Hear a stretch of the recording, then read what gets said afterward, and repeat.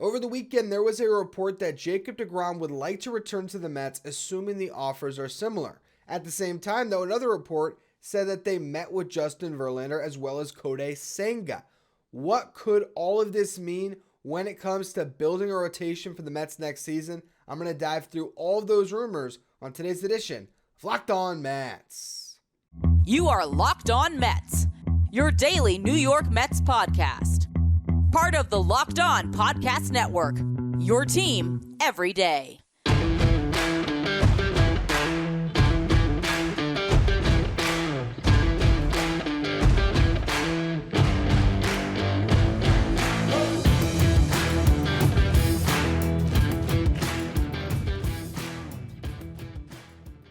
Hello to all you amazing Mets fans. You're watching Locked On Mets, part of the Locked On Podcast Network, your team every day.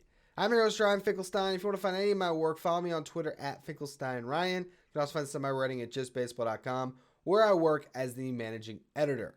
Now, Mike Puma of the New York Post came out with a report over the weekend that Jacob DeGrom wants to be a Met, essentially. What he said was, assuming the offers are similar, Jacob DeGrom would like to return. He wants to play for a winner. He sees the Mets as a team that can compete for World Series, and he would love to stay where he's been throughout his career, again, assuming the offers are similar. Now, this is a really interesting report because no one has really had any concrete reporting on what Jacob DeGrom wanted up to this point. There was rumors, there was rumblings, there was some reports that he didn't know, but no one really said where he wanted to go. There was some that would say, maybe he wants to be in Texas, or maybe he wants to be with the Braves, until the Braves basically, or there was a report that the Braves wouldn't be interested, and that kind of put a kibosh on everything. We don't really know, or we haven't really known what DeGrom wants up to this point, other than listening to him in press conferences and hearing what he has spoken about throughout his entire career, that he wants to be a Met. So this is not a shocking report, because if we've been paying attention to Jacob DeGrom throughout his career, this makes all the sense in the world. The issue, though, is the compensation. And so what this tells me, point blank, if the New York Mets don't retain Jacob DeGrom, it's because they didn't want to. It's because they did not want to do what it would take to make sure he came back. Now, look, the Mets know Jacob DeGrom's medical history better than anyone else. If they decide not to give him a long-term deal, and Jacob DeGrom makes, a collective 45 starts over the course of a 5-year deal for somebody else, we'll look back on this and we'll say the Mets had it right. But in this moment, when we still don't know any of those things, the fact that he's interested, the fact that he still is the best pitcher on the market, and the only guys that are comparable are not slam dunks. It's Carlos Rodon, who we've discussed all of these guys a bunch at this point, but there's injury history there, and he could get a bigger, longer deal than DeGrom. Verlander is going to be 40. Kodai Senga never pitched in the major leagues. So, no matter which guy you turn to, no one is a completely safe bet. Not that we saw those last year either, but to a certain extent, you could have felt really good last year that Robbie Ray and Kevin Gausman were going to be quality pitchers, that Max Scherzer was going to be a great starting pitcher on a short-term deal. In this market, everyone's got a question mark here or there. DeGrom is the injury, but the fact that he, when healthy, is the best pitcher in the sport, wants to come back, has all of this history with the franchise. I continue to more and more believe that this is going to happen. And this report just kind of adds to that growing confidence that I have here. But here was the paragraph in Mike Puma's report that had me a little bit more concerned. So he says, the Mets appear willing to give DeGrom a relatively short contract that could include options for additional seasons based on reaching certain incentives. The Mets do not view a 4 or 5 year deal, and this is in parentheses, and even 3 years guaranteed might be stretching it, as a prudent investment on a 34-year-old pitcher who has missed significant portions of the last 2 seasons with injuries. Scherzer's contract with the Mets holds a $43.3 million average annual value, and the team could be willing to surpass that figure for DeGrom, but if DeGrom receives long-term offers, the Mets may turn in a different direction. So that is interesting, and that's, again, things that we've been discussing throughout the offseason, even dating back to prior to the offseason. I think that it really depends on what the interest is elsewhere. What all this tells me is there's not going to be a team that swoops in and gets Jacob DeGrom to sign a 2-year, $100 million contract. Because if that's what he decides to sign, I think the Mets are going to be comfortable doing that. What they're concerned about is long-term. I think Steve Cohen is looking at this team in particular as a ridiculous tax bill team, blow it out, let's win a World Series in 2023. And he might remain along that line of thinking for the next 2 more years beyond this. But when you see the hires they're making in player development, the hope is that they don't have to just rely on free agency to continue to be competitive for a decade, because as rich as Steve Cohen is, he doesn't want to build an unsustainable business model, and he doesn't want to continue to outspend and lose. So, point is, I think they're very wary of that 4th and the 5th year on a Jacob DeGrom contract, and if another team is willing to go there, and go there at a reasonable enough offer that DeGrom would be willing to accept it, that's where things could get dicey. But I also think that there is room in negotiations to come to terms on a deal that would give him additional years, that would make that a possibility. Whether that is a 4th year option with a hefty buyout. So even if, the Mets, let's just say it's, $45 million a year the first 3 years of the deal, and there's a $45 million option on the 4th year, but there's a $5 or a $10 million buyout, something along those lines, where the Mets can get off the books or get him off the books in that 4th year, but they would have to pay a big buyout to do it. Something like that. An option that would vest based on innings pitch. The Mets might have to get creative here if they want to retain him, but I still look at this as the best option. And, I think their most ideal scenario would either be they get DeGrom back on a 3-year deal that's $45 to $50 million, maybe even a 2-year deal at that insane number, and you just kick the can down the road as far as when does he get a long-term contract. Maybe even you give him the 2 years, 100, and give him out that after 1, which sounds insane to give one pitcher that much money. But what you're basically doing is you are tying DeGrom and Scherzer into the same timeline.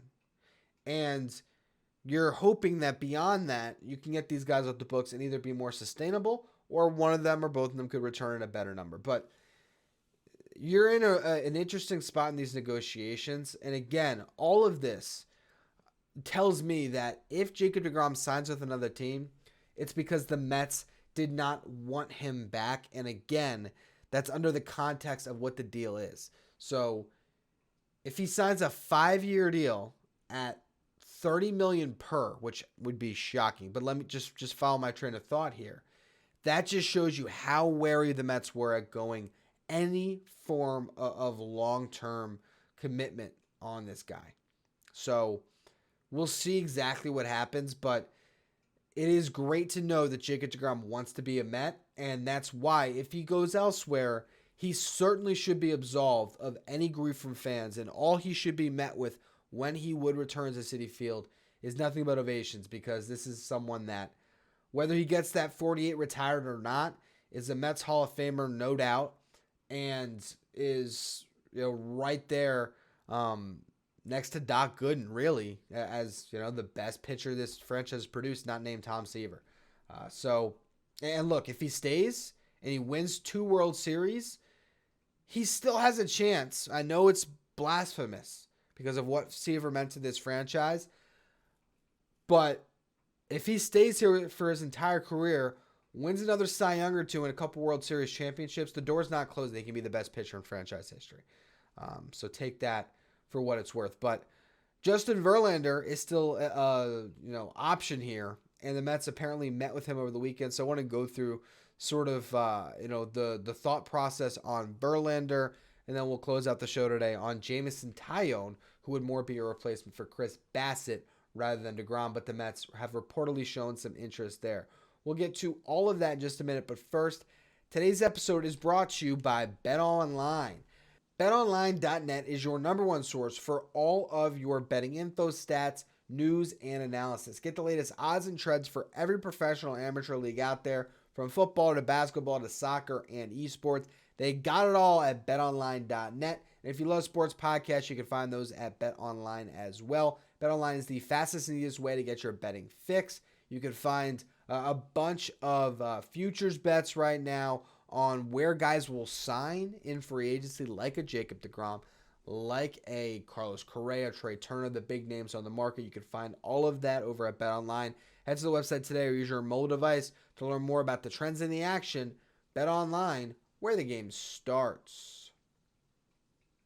So according to Ken Rosenthal of The Athletic, the Mets have met with Justin Verlander and Kodai Senga so far in free agency, which shows you where they're leaning right now. They're trying to address the starting rotation, and obviously that is the top priority considering the guys that are free agents and the needs this team has. I mean, replacing Brandon Nimmo or re-signing Brandon Nimmo is obviously a crucial part to this offseason, but you have Starling Marte to play center field. You have Jeff McNeil you can slide into right field. You got Brett Beatty coming up. You got Eduardo Escobar. There is options. Luke Yormy can play the infield. Not to say that you can go into next season without doing anything to replace Brandon Nimmo, but you got a lot more options. It's a lot more of a flexible, position to be addressed because of Starling Marte's presence and being able to move him back in center field if you need to. So starting pitching seems to be priority number one, and the Mets are really canvassing the market, which you expect them to do. This does not mean that they are looking for other pitchers because the ship has sailed on DeGrom. It's the opposite. It seems like they're very much still engaged, but you got to see how long will it take for DeGrom's market to develop, what's going to happen on a Justin Verlander, and which way do you ultimately decide to turn? Because Justin Verlander at 40 years old is going to be more likely to accept a shorter-term deal, but it comes down to how many years. If he wants those 3 years that his former teammate Max Scherzer got, I don't view him as any less of a risk than Jacob DeGrom on a 4 or 5 year deal because DeGrom is still significantly younger. So you're trying to pick between the two, and it's starting to seem like that's really the direction they're leaning, that they're hoping Jacob DeGrom comes back on their terms, and if not, they're going to take those terms, which is a short-term deal, and they're going to throw a big old bag at Justin Verlander and try to get him to come into this mix. If not them, Kodai Senga is also an option that they've met with. I spoke about him on Friday's show, so you can go back and listen to that one. I spoke about Verlander on Thursday's show. So obviously we're covering some ground that we've already touched on. But that's where the reporting is right now. That this is the part of free agency the Mets are really focused in on. And I think Kodai Senga is more of a Bassett replacement, but they're checking in on everyone. The problem with Carlos Rodon is the draft pick compensation and the type of a deal he might command when it comes to maybe even wanting a 6-year contract despite his history. So, like I said earlier, each of these guys has their question marks. DeGrom coming back is the most likely. And if I was to power rank, or if I was to just rate what's most likely beyond that, I think Verlander coming on a 2-year big money deal might be the second most likely. And then I would say Senga's maybe the third most likely. And I almost put Rodon on the bottom, or I guess I just did put him on the bottom when it comes to those 4 moves, simply because of the uncertainty, the draft pick element, and on top of all of that, you also have the fact that he's going to have a lot of interest around the market. I think there's going to be a team that's going to not be in on the old guys, and they're going to be squarely looking at Rodon. Give him a contract, the Mets will just go nowhere near matching. With all that said, there's still depth that has to be added, and Jameson Taillon is an option that the Mets are reportedly interested in. So I want to go through that in just a minute. But first, today's episode is brought to you by SimpliSafe. Numbers don't lie. In the last decade, over 4 million people have chosen SimpliSafe Home Security to protect their home. You don't earn the trust of that many people without doing something right. And at SimpliSafe, your safety is the only thing that matters. They protect you with cutting-edge security technology powered by 24/7 professional monitoring agents who always have your back. With 24/7 professional monitoring, SimpliSafe's agents call you the moment a threat is detected and dispatch police or first responders in the event of an emergency, even if you're not home or can't be reached. SimpliSafe blankets your home in protection with advanced sensors for every room, window, and door, HD security cameras for inside and outside your home, smarter ways to detect motion that only alerts you when a threat is real, and even hazard sensors that instantly detect fires, floods, and other threats to your home. Their monitoring experts use proprietary advanced response technology to visually confirm when a break-in is real so you can get the highest priority police dispatch. Customize the perfect system for your home in just a few minutes at simplisafe.com/lockedonmlb. Save 20% on your SimpliSafe security system when you sign up for an interactive monitoring plan and get your first month for free. Visit simplisafe.com/lockedonmlb to learn more. There's no safe like SimpliSafe. The New York Mets are reportedly showing interest in Jameson Taillon, according to Ken Rosenthal, and it's an interesting option. Here's what I'll say to like about Taillon. For one, a guy that once had a high ceiling, former second overall pick, who is 31 years old and has been healthy the last 2 years after being injured for a majority of that first half of his career. In the last 2 years with the Yankees, made 61 starts, has pitched over 300 innings. This year it was 32 starts. He was 14-5, 177 and a third. Pitched to a 3.91 ERA. Last year it was a 4.30 ERA. His xERA, his FIP, his xFIP, all the expected metrics basically have him between being like a 3.8 to a 4.5, 4.6 ERA pitcher. Depth.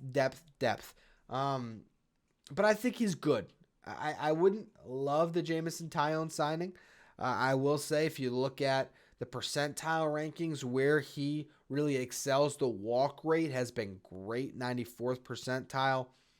So he does not hurt himself by loading up the bases. He really has done a good job of eliminating them.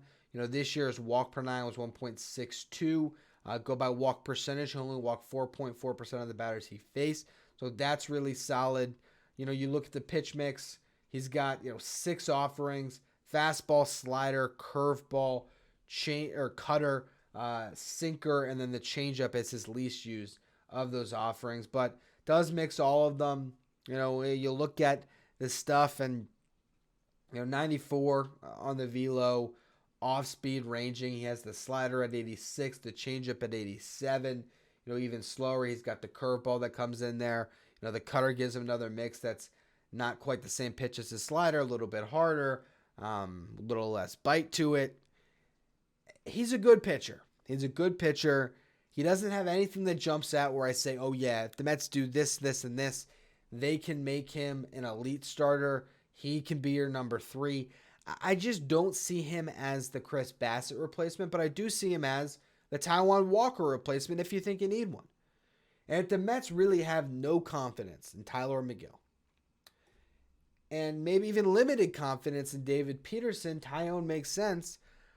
Also, it just depends on the contract and where is he at? Does he want a guaranteed spot in the rotation? And with the Mets, granted, he would probably have one, but you have Carrasco, and I think that David Peterson really can be a better pitcher than Taillon. So let's just say you bring DeGrom back. Well, all right, that's your rotation. Scherzer, DeGrom, and those 3 guys. Carrasco, Peterson, Taillon. And maybe in that order, quite honestly. That just leaves you a little bit weak at your 3. So, I'd be okay with it. And I think that the Mets would go into next season if that's what they ultimately decided to do. And part of that could be, based on the money that they put out there. Maybe they invest more in the bullpen to make that more locked down. You would be waiting and hoping to see if either A, Carlos Carrasco was a little bit more like the Cleveland version of himself, if Taillon could take an extra step. And granted, he won't be pitching in that ballpark in Yankee Stadium anymore. For the last couple of years, the home run per 9, 1.5 in 2021, 1.32 in 2022. When he was in Pittsburgh, which is a hitter's friendly ballpark as well, but maybe not to the same extent. His home run per nine was never over even 1.15. That was his rookie year, 1.13. Second year, 2017, 0.74. And then he was at 0.94 in 2018, 0.96 in 2019. So if he goes to a more spacious ballpark, could we see a little bit better production from him? That's a possibility, but I just don't see him being a great number 3. So you are in that case hoping that one of your other guys can break out. But at the end of the day, I will not be mad at Jameson Taillon signing. That would be good depth. I just think there's better options out there. I think whether that is re-signing Chris Bassett, whether that's getting Senga, whether that's making a trade, I just think that you could do a lot better, but you could also do a lot worse. Anyway, though, that's going to be all for today's edition of Locked On Mets. As always, thank you for listening. Make sure you follow, rate, and review wherever you get your podcast. Make sure you follow me on Twitter, @FinkelsteinRyan. Follow the show, @LockedOnMets. Thank you for making Locked On Mets your first listen every day. Now, for your second listen, check out Locked On Sports Today, hosted by Peter Bukowski. Locked On Sports Today. It's where you want to go to stay today with everything going on around the sports world, with game reactions, the take of the day, breaking news, and more. You can follow Locked On Sports Today on the Odyssey app, YouTube, or wherever you get podcasts.